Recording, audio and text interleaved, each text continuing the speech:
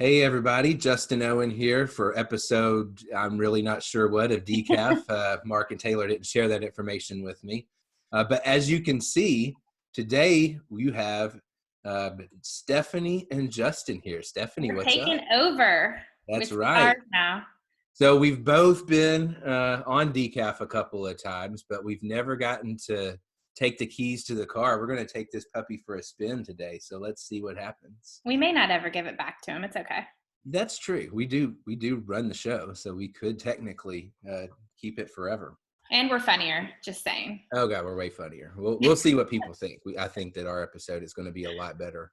It gets stale, we got to shake it up every now and then. So let's jump into it. I know you got into a bit of a Twitter spat recently with your Metro Council member. What caused that? Well, it was kind of unintentional, but I was driving down the street to go to my normal cut through that I do in my neighborhood. And there was a sign up that said the road was closed. And I thought they were doing some kind of construction or something. And then I saw on Twitter that they have just randomly closed like 4 miles of random streets throughout Davidson County and Nashville. And so that people will feel more comfortable walking around their neighborhoods during the stay at home or quarantine. Well, first, didn't this come out after they started opening the city back up? So, Yes. I mean, there are parks, there's all kinds of places that you can go. Yes, and literally Shelby Park is like 2 seconds from my house. And the reasoning that they said was because if two people are walking down the sidewalk and they come close, like from two opposite directions and they see each other, one has to go into the street if they're going to maintain the 6 feet of social distancing. But isn't that's not really the point, is not to never get within 6 feet of somebody. It's to generally stay 6 feet apart. And unless, as you're crossing paths, you cough into their mouth, you're probably not going to spread. Well, also, I've been walking around my neighborhood, and there's been neighbors out, and we've all been walking, and none of us have had any trouble or had any issues with walking down the sidewalk or sharing the street with vehicles. And you're allowed, so you can still drive to get to and from your house, right? Yeah. Deliveries can still take place. So Amazon, Uber Eats, all of that stuff. So essentially all the traffic that was already going to be on that street is still going to be on that street. Yeah, and I drove around the other day and people are just completely ignoring it. So they're still driving down the street. It is a random 3 blocks in East Nashville. Really doesn't make any sense. There's nowhere to go. It's just residential. So you told your council member, I think this is stupid. We asked him to justify it. How did they pick the streets and all those things? And what did he say in response to you? He basically told me to go talk to my neighbors and that, I need to come get an internship with a council member to really, truly understand the issue. He told you to get an internship. You run a think tank, and he told you that you needed to get an internship so that you can get better knowledge about. They don't want me to intern at Metro. I'll be slashing budgets all over the place. Could you imagine? I mean, that has to be the worst internship ever, dealing with like potholes. And I get it. It sucks to be a council member, the things that you have to deal with. What is like it? That would be number one worst internship for you. But what is actually the worst internship or job that you've ever had? That's a tough one because I've always really enjoyed the places that I've interned or worked at. It's always, you start off at the bottom and you're getting the coffee and you're doing those kinds of things. But I always wanted to be in an internship of somewhere I wanted to go because I just wanted to be around the buzz of kind of what was happening. I didn't really care what I was doing. I didn't care about getting paid and that kind of thing. Except for maybe at the Metro Council, that would be the worst. Yeah, except for the Metro. What about you? Not really an internship, but I actually worked at Joe's Crab Shack for 2 weeks, and it was the worst job of my life. Whenever the Macarena would come on the speakers, you had to stop what you were doing and dance, and on the tables. Like, that's probably where the Rona came from. People were dancing on the tables at the restaurant. It was awful. And so can you imagine me dancing the Macarena on a table at Joe's Crab Shack? No. That's why I left after 2 weeks of working there. I did work at Dairy Queen, but that was actually really cool. And I can still make a perfect ice cream cone on a soft serve machine. I'll be over soon. It's a talent. Sounds delicious. We probably should move on because apparently we're supposed to keep these segments under like 3 minutes. So is there a buzzer? But We're going to ultimately fail. Yeah, they got rid of the bell for some reason. I'm okay. not Well, sure. ding, ding, ding. Next topic. There you go.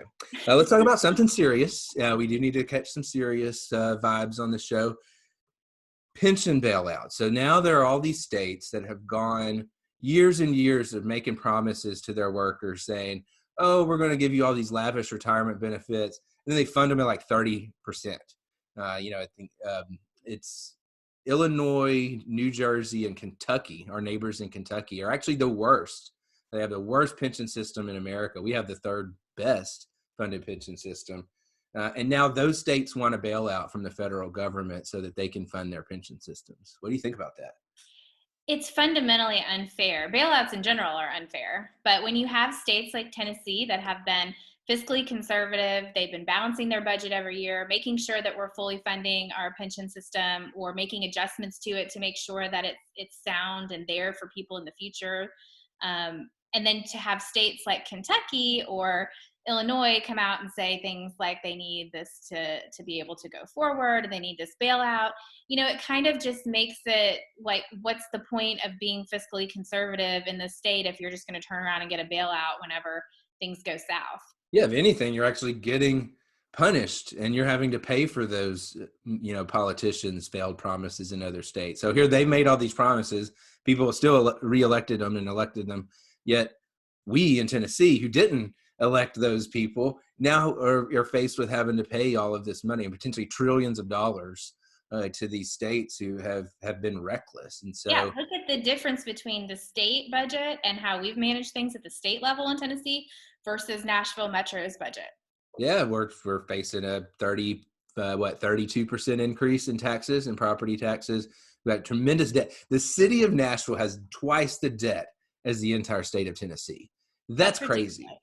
And a lot of it is those retirement benefits because they've made those promises and they've not been able to fully fund those. And so, you know, I don't think this is going to happen in Washington. I think they'll put a stop to this. I don't foresee that passing the Senate, at least based off what Leader McConnell has said. But I do think if you live in Tennessee or even live in a state that has been frugal and has been conservative, unlike Kentucky and Illinois and New Jersey, make your voice heard about this issue and say, I want my tax dollars to stay here, not go to Washington, not be funneled through Washington to fund these lavish retirement benefits for politicians in other states who haven't made due on their promises.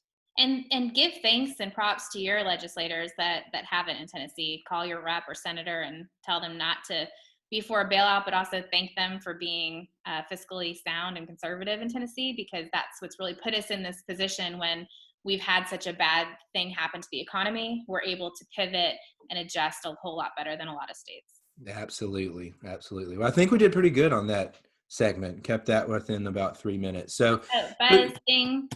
Shifting gears, let ding ding talk about buzz. Let's talk about this BuzzFeed article that recently came out. Going back and listing the things that have happened in 2020 that seem like decades ago because April was like 497 days long.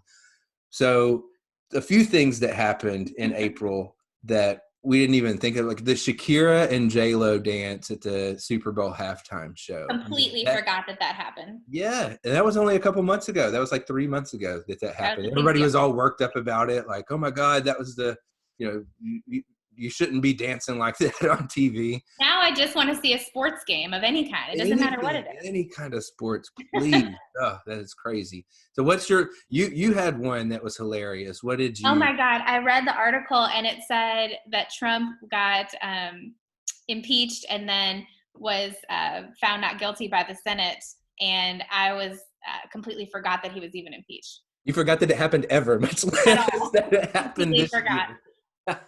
Completely forgot. And then I was like, oh wait, that did happen.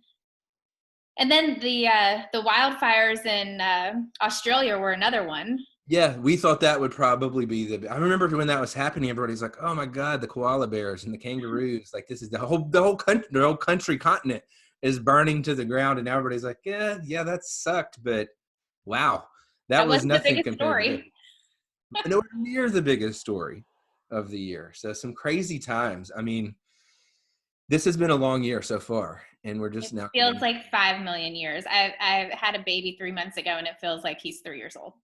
How is little Robert? Oh, he's good. My mom's here today. She's taking care of him right now. Nice. That's awesome. He's a cute little baby. He's had a big life so far in He's been quarantine. through a tornado. He's been through the only quarantine of our lives, so the Yeah. biggest pandemic we've ever seen, and hopefully ever will see. Yes. And now a massive property tax hike. So he's like he's getting a lot of experience under his belt at a very young age. Oh yeah, definitely. So now that the quarantine is appearing to come to an end, at least businesses are opening back up and stay-at-home orders are being lifted and that kind of thing. What is like the number one thing that you're most excited about doing when you're able to like leave the house and be out in public again? Well, I want to go to a restaurant and sit at a table and drink a glass of wine, or go sit at a coffee shop and not have to rush in and rush out of wherever I go, because I feel like every move you make right now is sort of made out of purpose and not just, hey, I want to go here and spend some time here. It's kind of like, well, I have to go here to get this thing, and then I'm Right. going to leave and come back home. And so just leisurely being out somewhere There's would be something wonderful. nice about being able to sit and relax on a patio and have a drink or a coffee, as you said, and not be rushed. Yeah, we Yeah. haven't. We've been doing a lot of sitting around, but it's been in our homes and not out in public. So that's pretty cool. Mine is actually one that anybody that knows me would be surprised about.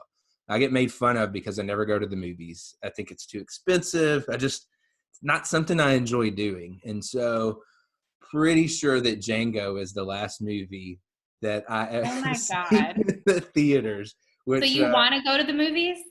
I want to go to the movies more than anything else now. I That can't, is shocking to me. You I hate the know. movies. It's kind of that thing where like when you can't do something you don't want to do, you really want to do it. Yeah. So I want to go to the movies. I want to sit there and eat the saltiest popcorn of my life, eat so many milk duds that my like jaw locks up because they're so chewy and good, and then See, drink, like 400 gallons of Coke.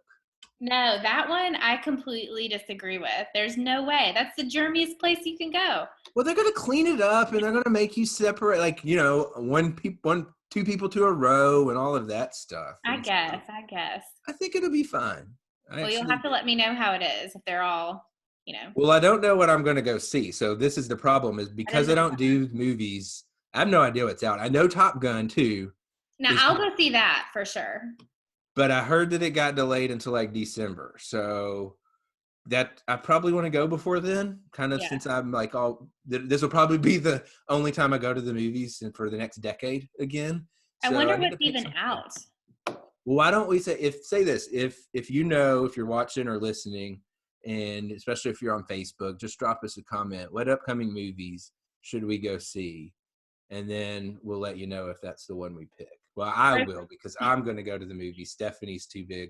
or if you think I'm right and you think that Justin should eat his milk duds at home, just post a comment about where he should go What's buy the fun in that, though? them.